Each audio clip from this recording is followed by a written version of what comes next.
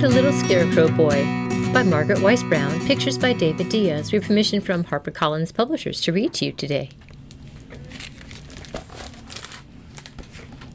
Once upon a time, in a cornfield, there lived a scarecrow and his scarecrow wife and their little scarecrow boy.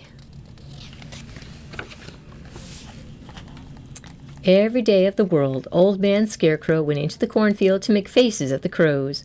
And every day of the world, his little scarecrow boy wanted to come too. And every day of the world, the Old Man Scarecrow said, "No. No, little boy, you can't go. You're not fierce enough to scare a crow. Wait till you grow." So every day, the little scarecrow boy stayed at home all day and just grew. Every day out in the field, Old Man Scarecrow waved his arms and made terrible faces.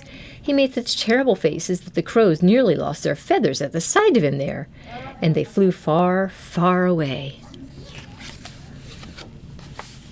Every evening when the sun went down, Old Man Scarecrow came rattling home, and all evening he sat in his scarecrow house teaching his little scarecrow boy how to make fierce faces. Old Lady Scarecrow whistled through her straw teeth at the looks of them there. But early in the morning when the sun came up, it was the same old no. No, little boy, you can't go. You're not fierce enough to scare a crow. Wait until you grow. So the little scarecrow boy stayed at home all day and just grew. Then one day, after the little boy had learned all 6 of his father's terrible faces so that he could make one of them after another, he decided to run away. Early the next morning, he would go out into the cornfield, and he would frighten the crows. So before the sun was up, or Old Man Scarecrow was up, or Old Lady Scarecrow was up, the little scarecrow boy slipped out of bed, dressed quietly on tiptoe, and went quietly, quietly, quietly out of the house. Over to the cornfield, up on his father's post, in his father's place. It was a fine, shining morning with the sun gleaming green down on the corn blades. Crows circled in the air far away over the trees. The little scarecrow boy waved his arms through the air. He'd never felt fiercer in all his life. And then came flying a big, black crow. "Oh, oh, oh!" The little scarecrow made his first fierce face, and still come flying the big, black crow. "Oh, oh, oh!" The little scarecrow boy made his second fierce face, and still came flying the big black crow. His third face. "Oh, oh, oh, time to go." So the little scarecrow boy ran, and he ran down the corn rows. The black flapping wings made a noise now, and looking back, he could see the blue sky through the ragged feathers of the nearest crow. He ran and he ran, then he stopped, his fourth face, and still came flying the big black crow.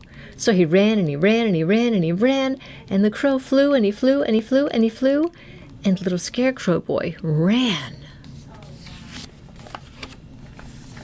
Then he made his fifth and next to fiercest face of all, and still came flying the big black crow. The little boy only had one face left now and hardly any breath. Even so he stopped. With his arms stretched wide above his head and his fingers drooping on his hands, he gave the big crow the 6th face. And whoa! The old crow flew backwards through the air, feathers flying everywhere until there wasn't even the shadow of a crow on the land. A scarecrow at last. The little scarecrow boy knew that he was as fierce as a scarecrow as there was in all the cornfields in all the world. And then he saw a shadow in front of him, and he looked up, and there behind him was Old Man Scarecrow, his father. And his father was proud of his little boy, who had made all 6 faces at the crows. And he picked up his little scarecrow boy in his scarecrow arms, and they went home to breakfast.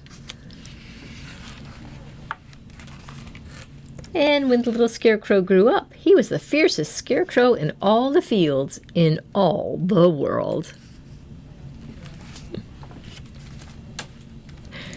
The end. The Little Scarecrow Boy.